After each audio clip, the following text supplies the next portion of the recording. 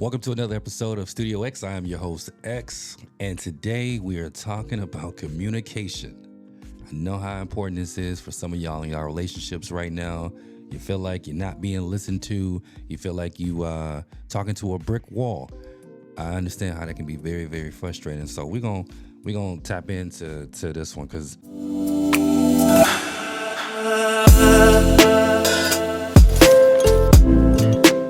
I feel like communication is one of the big pillars in any relationship. And we're going to start it off with active listening. What I mean by that is truly listening to your partner, not just hearing them, giving them your full attention and acknowledging their feelings and responding, with some thought behind it.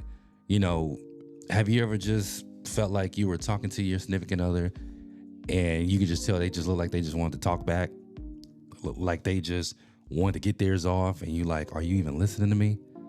And that can be frustrating. That can be very frustrating. Then you wonder why people just say, you know what, forget it. I'm just not even going to talk. Like, I don't even care anymore.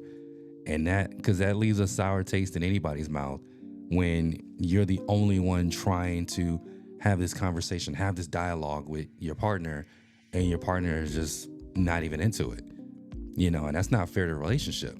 At the same time, if you think about it, what does that tell you about your partner? If they're not putting in the 100% that you're putting in, then hey, it might be time to, go to some other options. You might be able to, you might have to cut ties, or, maybe therapy is in the cards for you guys, and I'll touch on this a little bit. There's nothing wrong with therapy.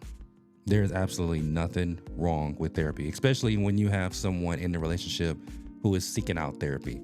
And I know that's a big thing too, in all communities, where you have a spouse who is like, okay, I've talked to you. There's no getting through to you.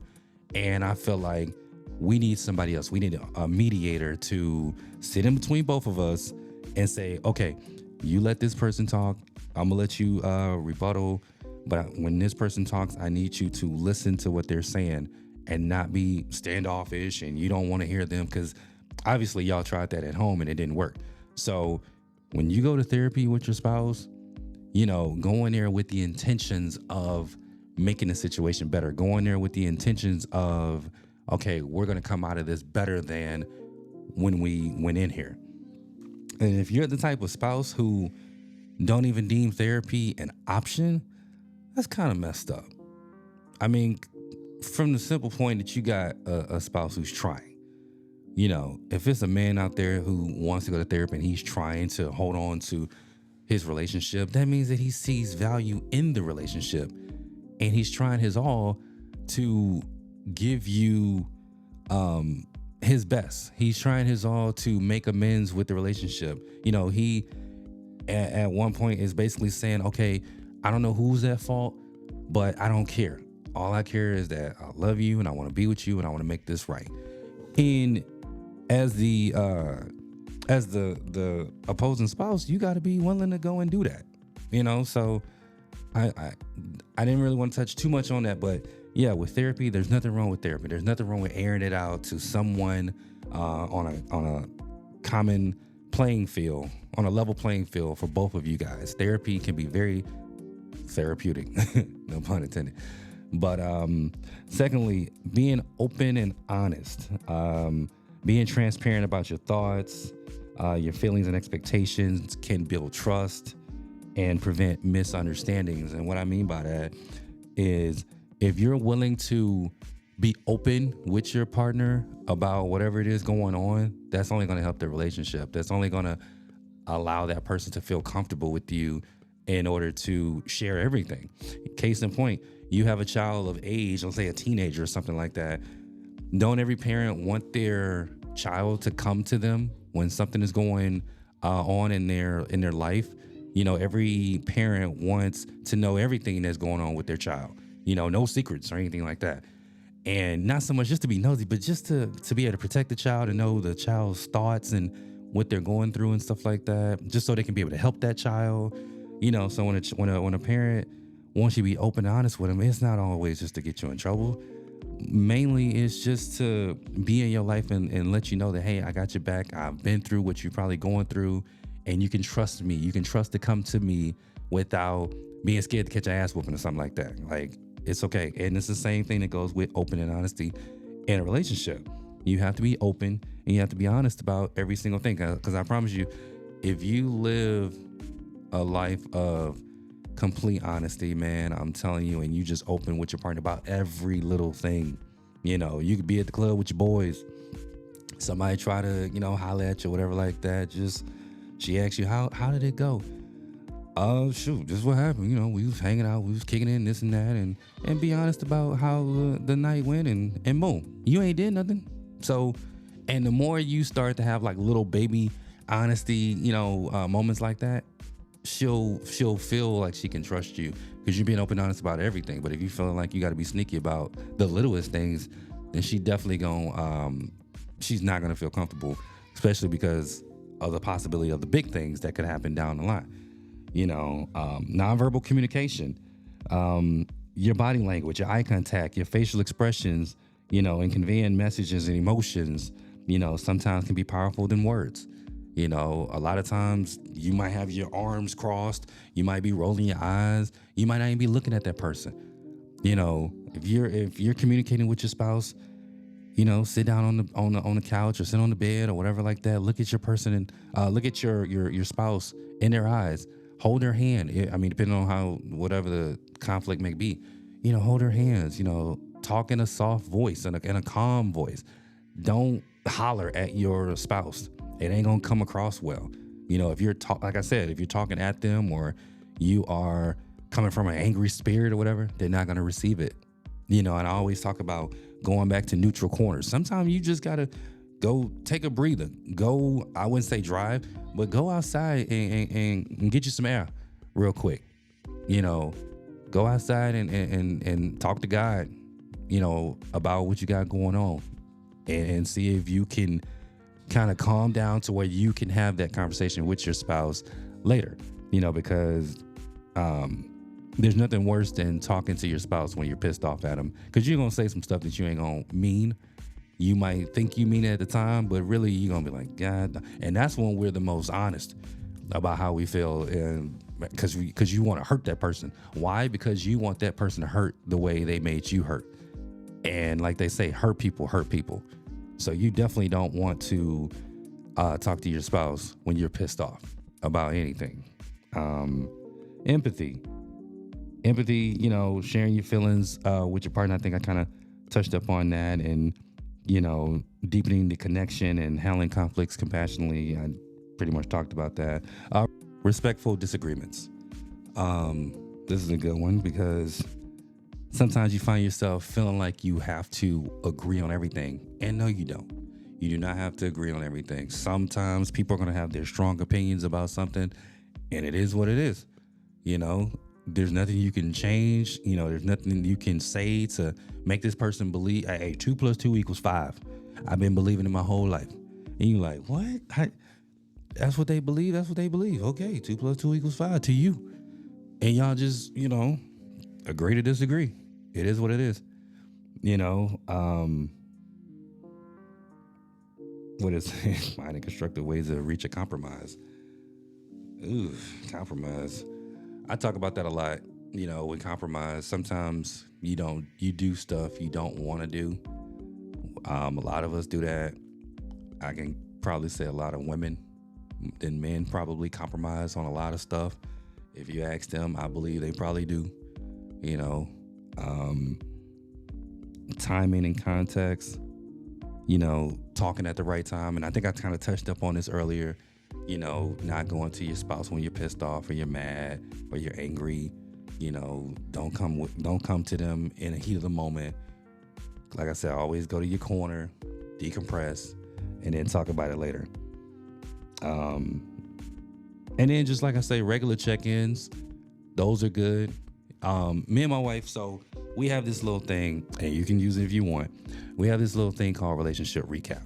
And what that is when we go on dates, when we order our drinks, we sit down at the table, we order our drinks, and when the bartender or the waiter waitress leaves, then we go, okay, relationship recap. We hold hands in the middle of the table as we're looking across from each other, and we rate the relationship on where we're at now. And this is a good regular check-in exercise that you can do with your spouse, where you basically say, out of 1 to 10, where's the relationship since the last regular check-in? Which, and you don't have to always do it on a date. We do it when we go on a date, but if you're not the couple who are able to go on dates because you got kids and just the schedule is hectic, then just do it whenever. You can do it at the house. You can do it every month, But we tend to, so like I said, we go to the middle of the table, we hold our hands, and we give a rating. If it's a 8, 9, that means the relationship is going good. That means that there's room for improvement in any relationship. So we tend to score 9s and 10s, which is very good. If you feel like you in a 5 and 6, it might be something you need to talk about. And these are good ways to kind of like a cold open where you can just kind of open up some dialogue in your relationship that you didn't know was going on. So, you be, yeah, we had a 9, girl, and all of a sudden we had a 2. And you like, oh man, I mean, it got to be signs if you running at a 2 right now, but maybe she didn't talk about it. Maybe she just kind of held something in and you never knew that y'all was at a 2. So at that time, that's when y'all are at the table or wherever y'all at and y'all talk about it. And this is how you stay on top of your communication in your relationship. Because if you're the type of relationship where one person is holding a lot of stuff in, but the other person is just kind of like thinking they're in happy-go-lucky land, what tends to happen? Somebody ends up stepping out because somebody's not happy. So then all of a sudden they go find happiness somewhere else. And you never knew that you was at a 2. You never knew that your relationship was going bad or whatever. And that's really on the other person that stepped out, because it's your job to come and tell me when something's on your mind or something's going wrong in the relationship or we're not doing good. I feel like that's kind of selfish if the relationship is going to crap and you don't say nothing, but you go seek happiness somewhere else. Somebody at your workplace or somebody, through friends that, makes you happy or fill that void for you. You giving them all your time and energy to be happy, but in our relationship, I'm thinking it's going great, but it really sucks.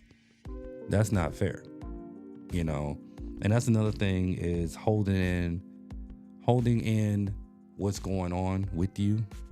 That's not good either, because that's just something that's just waiting to just blow up down the line. If something's going on in your relationship right now, you need to sit down and talk to your spouse about that now. Like, y'all need to get that going right now, because it's only gonna get worse if you don't.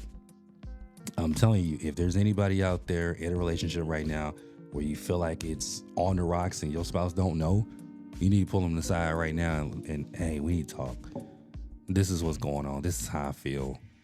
I didn't know how to come to you about this, but I have to get it off my chest. And if you're that person on the receiving end, sit down, like I said, with that person and talk to that person and be like, hey, what's going on? I didn't know that you was feeling that way.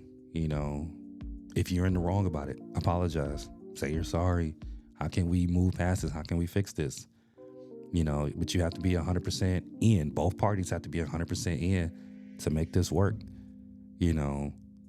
It's especially like to be in marriage, communication is so big. You don't get 15 years on accident, and you don't get 15 years the easy way. Anybody that's been married 5, 10, 15, 20 years know that it wasn't easy the whole way through. But they still together because they know what it is for real to be married to somebody. Marriage is give and take. Marriage is 50-50. Marriage is just it's a different type of love. It's a different type of love when it comes to marriage. Ain't no, we not boyfriend and girlfriend. We not just gonna break up because the sky is blue.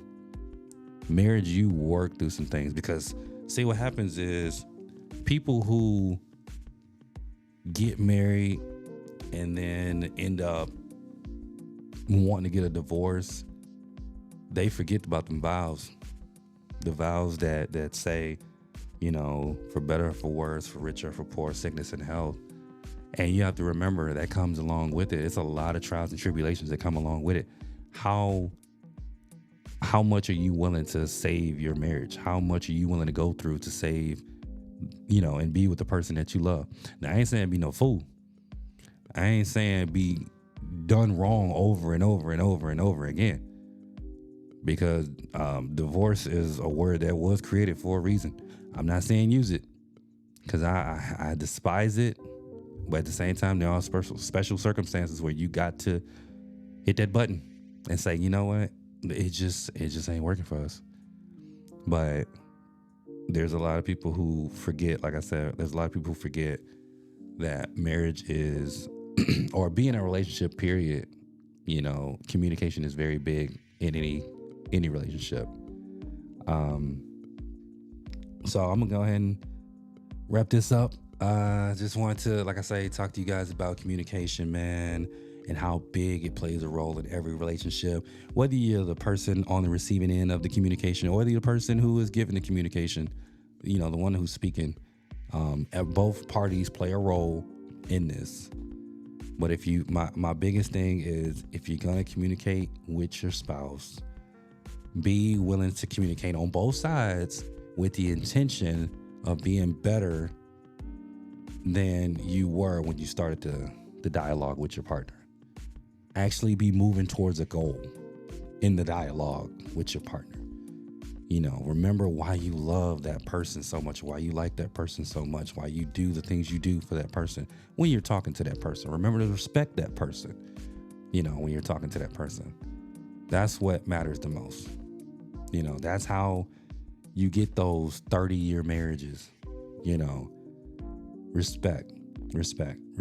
It's always about respect. The other person always want to feel respected in any relationship when it comes to communication. You ain't gonna talk to me no kind of way. And I'm not gonna talk to you no kind of way. I'm gonna respect you, but I definitely want the respect back. That's how it's supposed to go. Oh, but he did me like this. He did. Are we moving forward or are we not moving forward? That's the goal. Be goal-oriented in any communication that you have. And it don't even have to be just relationship. It don't even have to be just to your relationship. It can be to people at your job, people in your community, your family members.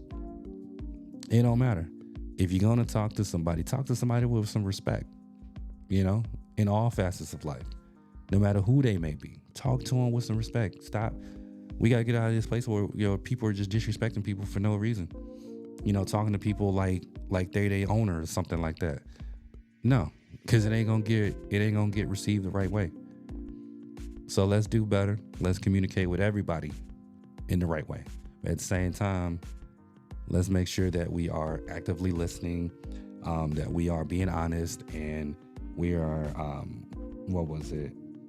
don't forget your check-ins, don't forget your empathy, your conflict resolutions and stuff like that. And with that being said, hey, I'm out. 1.